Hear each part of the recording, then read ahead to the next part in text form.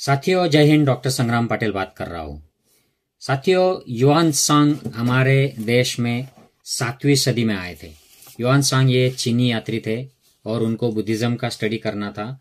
और बुद्धा जिस भूमि में जन्मे और उनकी शिक्षा जहाँ से तो दुनिया में फैली, उस भूमि का उनको दर्शन करना था, वहाँ की बातें सीखनी थी, वहाँ का ज्ञान लेना था।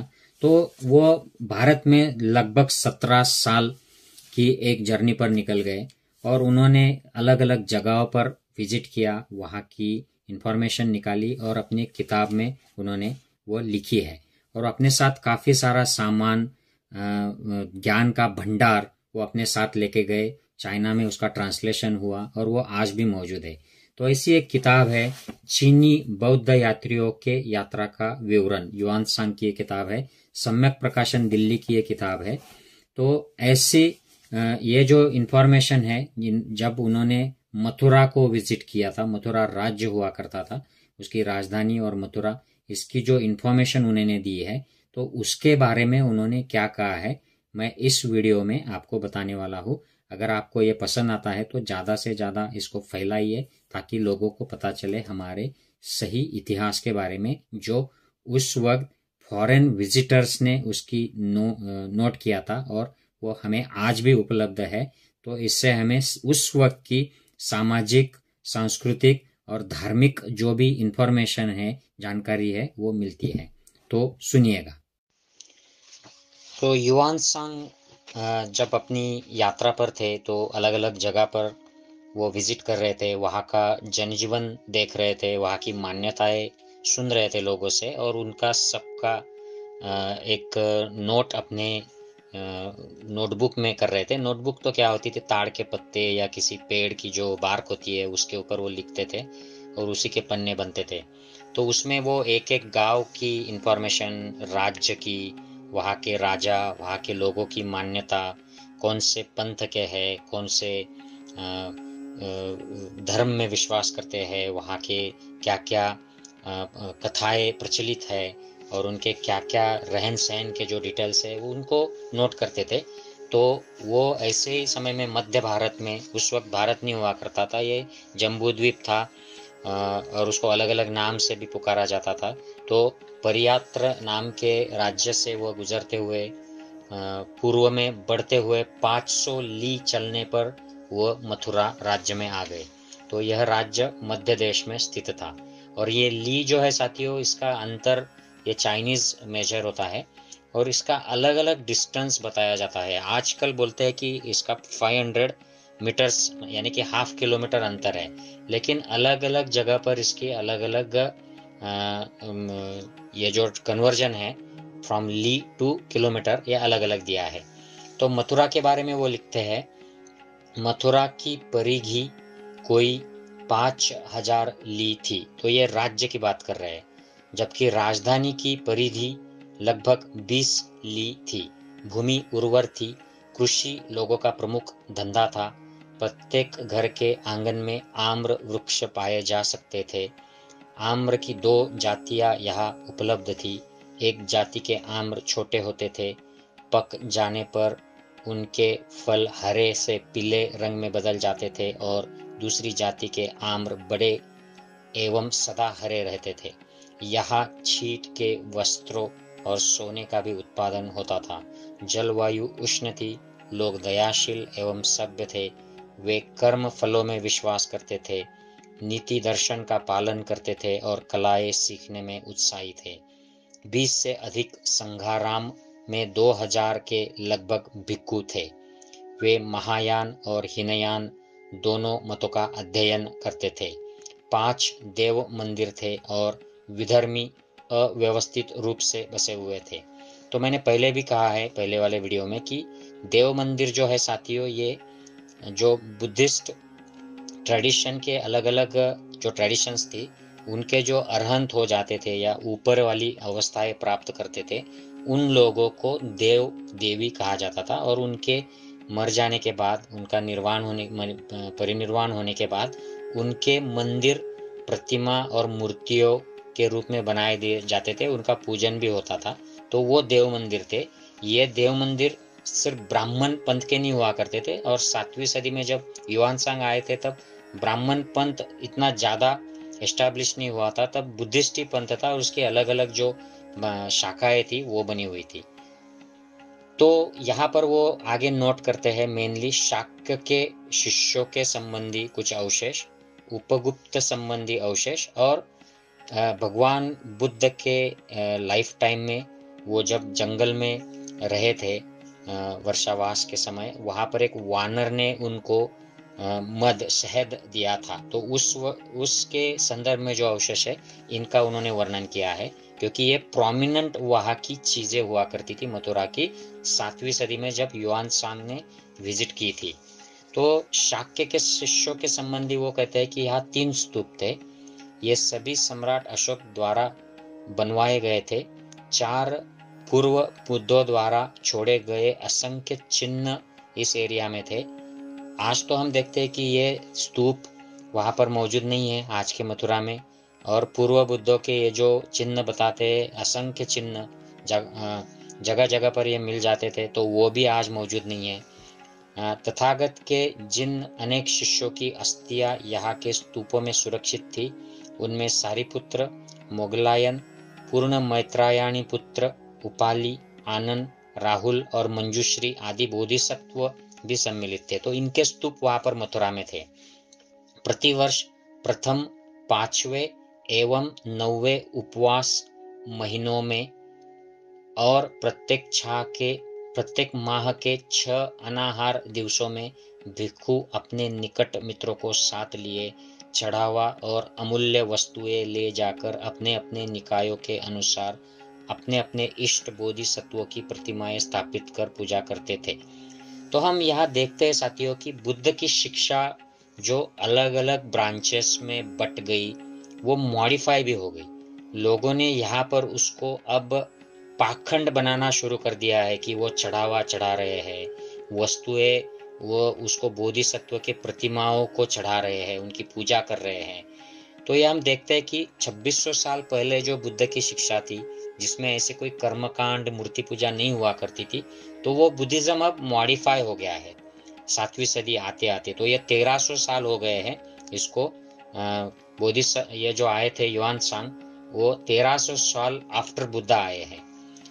आगे लिखते हैं, अभिधर्म मानने वाले भिक्षु सारिपुत्र की पूजा करते थे। समाधि लगाने वाले भिक्षु मोगलायन की, सूत्रों का पाठ करने वाले भिक्षु पूर्ण मैत्रायणी पुत्र की, विनय का अध्ययन करने वाले भिक्षु उपाली की पूजा करते थे। और जो भिक्षुनियाँ थी वह आनंद और राहुल, श्रामणेर राहुल की पूजा करती थी। तो आनंद ये भाई थे, कजिन थे भगवान बुद्ध के, और राहुल भगवान बुद्ध का लड़का था, तो वो भी अरहंत हो गए थे। उनकी पूजा करती थी भिक्षुनियाँ। महायानी विभिन्न बोधिसत्वों की पूजा करते थे। उन दिनों सभी स्तूपों में बुद्ध की पूजा में विभिन्न चढ़ावे जुटाने की होड़ सी लग जाती थी। तो आज हम ये देखते हैं कि आज के ब्राह्मण धर्म में, जिसे हिंदू धर्म कहता है, उसमें भी भगवान की मूर्ति के ऊपर मंदिर को ऐसे डोनेशन देने की होड़ लग जाती है। कोई 1 सोने का गहना देता है, तो कोई 2 देता है, तो कोई 1 करोड़ देता है, कोई 2 करोड़ देता है। उस वक्त ये प्रथा बुद्धिज्म में शुरू हो गई थी। मोतियों से सजी हुई झड़ियाँ पंक्तियों में फहराई जाती थी। रत्नों से जड़े हुए छत्रों के जोड़े यत्र तत्र खड़े किए जाते थे। धूप बत्तियों से निकलने वाली सुगंधित धूप बादल का रूप धारण कर लेता था। फूलों की वर्षा की जाती थी। सूर्य एवं चंद्रमा ढक जाते थे और घाटियां गूंज उठती थी। राजा महाराजा और उनके मंत्री पुण्य कर्मों में संलग्न हो जाते थे।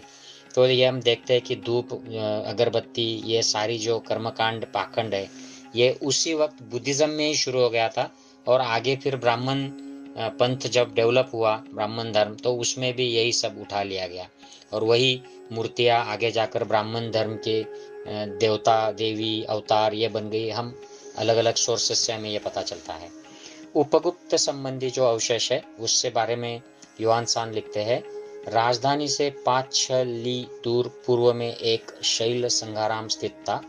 चट्टानों को खोदकर कक्ष बनाए गए थे और संगाराम का प्रवेश द्वार एक संकीर्ण घाटी था। गृहपति उपगुप्त ने यह संगाराम बनवाया था। इसमें तथागत के नख सुरक्षित रखने वाला एक स्तूप भी था। संगाराम के उत्तर में चट्टान में एक शैलगृह था, जो कोई 20 छी ऊंचा और 30 छी चौड़ा था। उसमें 4 झुन लंबी खपच्चियों का ढेर लगा हुआ था। जब पूजनीय उपगुप्त प्राणियों को सद्धर्म में दीक्षित करते थे, तब जो दंपत्ति अरहंत को प्राप्त कर लेता था, वह एक खपच्ची इसमें डाल देता था। यदि दोनों के वंश या जाति अलग अलग होते, तो अरहत्व की प्राप्ति कर लेने पर भी खपच्ची नहीं डाली जाती थी। तो ये एक कर्मकांड वहाँ पर हम देख सकते हैं। अरहंत्व प्राप्त करने के बाद ऐसे मान्यता हो गई थी कि ये लोग एक खपच्ची डालते थे और उसमें फिर अलग अलग प्रकार की ये मान्यताएं प्रथाएं शुरू हो गई थी, जो ऑफ कोर्स शुरू में नहीं होगी। जब भगवान बुद्ध थे उस वक्त तो ऐसा कोई वर्णन हमें त्रिपिटकों में नहीं मिलता है। तीसरी बात जो उन्होंने लिखी है मथुरा के बारे में, जो महत्वपूर्ण है, जब भगवान बुद्ध वर्षावास के समय एक जंगल में रहते थे, तो वहाँ पर एक वानर ने उनको खाने के लिए दिया था, एक हाथी ने भी दिया था, और उसी की वजह से फिर ये आगे जाकर वानर का महत्व आया और हाथी का भी महत्व आया भगवान बुद्ध की लाइफ में। और उसके अलग अलग अपभ्रंश बाद में हो गए हैं, ब्राह्मण पंथ में भी हम वो देखते हैं। शैल कक्ष से लगभग 25 ली दूर दक्षिण पूर्व में एक बहुत बड़ा सूखा पड़ा तालाब था। उसके निकट एक स्तूप खड़ा था। भूतकाल में जब तथागत इस स्थान से जा रहे थे, तब एक वानर ने उन्हें मधु अर्पित किया था। तथागत ने मधु में जल मिलाकर अपने शिष्य को पिला दिया था। वानर प्रसन्नता से बांसों उछल पड़ा, किंतु तालाब में गिरकर मर गया। अपने पुण्य कर्म के बल पर उसका मनुष्य के रूप में पुनर्जन्म हुआ। तो ये ऐसे उस वक्त ये कहानी उस तालाब के बारे में थी, लेकिन ये कहानी त्रिपिटक में भी बताई गई है कि वानर ने उनको मधु अर्पित किया था, मध शहद दिया था। तालाब के निकट वन में 4 भूत बुद्ध यानी पूर्व के बुद्ध के संक्रमण के अवशेष थे। उनके समीप उन स्थलों में जहाँ सारिपुत्र और मोगलायन इत्यादि 1250 महाअरहंत समाधि लगाते थे, स्मारक के रूप में स्तूप खड़े किए गए थे। तो इन अलग अलग बोधिसत्व या अरहंत लोगों के याद में उनके स्तूप बने थे वहाँ पर, जो उन्होंने देखे युआनसांग ने मथुरा में। अपने जीवन काल में तथागत ने अनेक बार इस राज्य का भ्रमण किया था। मथुरा के राज्य में कई बार भगवान आए थे, उन्होंने उपदेश किया था। जहाँ जहाँ उन्होंने धर्मोपदेश दिए थे, वहाँ समाधियाँ बनाई गई एवं वृक्ष लगाए गए। और सम्राट अशोक जो 300 साल बाद में आए थे भगवान बुद्ध के, उन्होंने काफ़ी सारे ऐसी जगह पर जहाँ जहाँ भगवान ने उपदेश दिए हैं और कोई महत्वपूर्ण घटना घटी है, वहाँ पर स्तूप बनाए और वहाँ पर वृक्ष लगाए और ऐसी कोई मेमोरेबल चीज़ें बनवाई। यहाँ से उत्तर पूर्व में 500 ली की पदयात्रा करने के अनंतर मैं स्थानेश्वर पहुंचा। यह राज्य मध्य देश में स्थित था। तो साथियों, ये था वर्णन मथुरा का, जो 7वीं सदी में युआनसांग ने अपने किताब में किया है और मैंने आपके लिए पढ़ा है। तो हम देखते हैं कि इस वर्णन से ये लगता है कि 7वीं सदी में मथुरा में सारा बुद्धमय वातावरण था। सारे वहाँ के जो लोग थे, ये बुद्ध की शिक्षा के इन्फ्लुएंस में थे। हालांकि ये बुद्ध धम्म जो है ये प्योर फॉर्म में नहीं रहा था, वो काफ़ी सारा बदल गया था। काफ़ी सारे कर्मकांड, पाखंड, पूजा, ये सारी चीज़ें शुरू हो गई थी जो बुद्धा के शिक्षा के काफ़ी विपरीत है। लेकिन फिर भी हम देखते हैं कि डोमिनेंट वहाँ का जो फेथ था वो बुद्धिज़्म था। और इनके वर्णन में वो कहीं पर भी यहाँ पर भगवान श्री कृष्ण या कृष्ण के बारे में या उनकी जन्मभूमि की कोई मान्यता या उनके नाम से कोई उत्सव हो या कोई मेमोरियल प्लेस हो या कोई मंदिर हो, ऐसा वो उल्लेख नहीं करते हैं। तो हमें पता चलता है कि ये मथुरा 7वीं सदी में बुद्धमय ही था पूरी तरह से।